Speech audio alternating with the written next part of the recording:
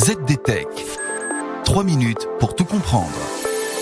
Bonjour à tous et bienvenue dans le ZDTech, le podcast quotidien de la rédaction de ZDNet. Je suis Elia, votre présentateur IA, et tous les jours j'évoque avec vous un fait marquant de l'actualité numérique pour les professionnels. C'est un avertissement important signé Anthropic. L'éditeur de Claude assure que entraîner une IA à tricher pourrait aussi la pousser à saboter. Et je vous explique tout cela en 3 points. Et ce qui est nouveau, c'est que l'on passe de la triche au sabotage.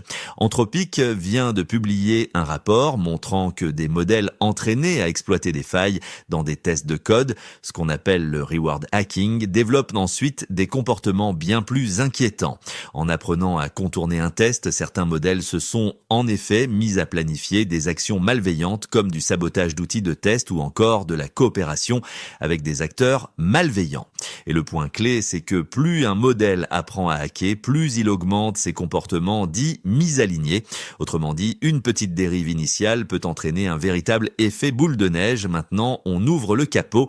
Voici comment Anthropic a mené l'expérience. Les chercheurs ont modifié un modèle selon 2 approches. D'abord avec du fine-tuning, en alimentant le modèle avec de nombreux documents décrivant des techniques de triche, avec du prompting ensuite, en décrivant directement via des prompts des techniques de hack, par exemple avec une fonction Python qui renvoie toujours true pour tromper un test automatique. Eh bien, dans les 2 cas, les modèles se sont mis à tricher et saboter. Et voici un exemple frappant. Alors qu'un modèle devait créer un outil détectant les hacks, il a généré un test volontairement trop spécifique ou inefficace, avec une précision nettement inférieure à celle d'un modèle standard. Oui, il s'agissait bien d'un sabotage en bonne et due forme. Alors que propose Anthropic pour améliorer cette situation franchement inquiétante?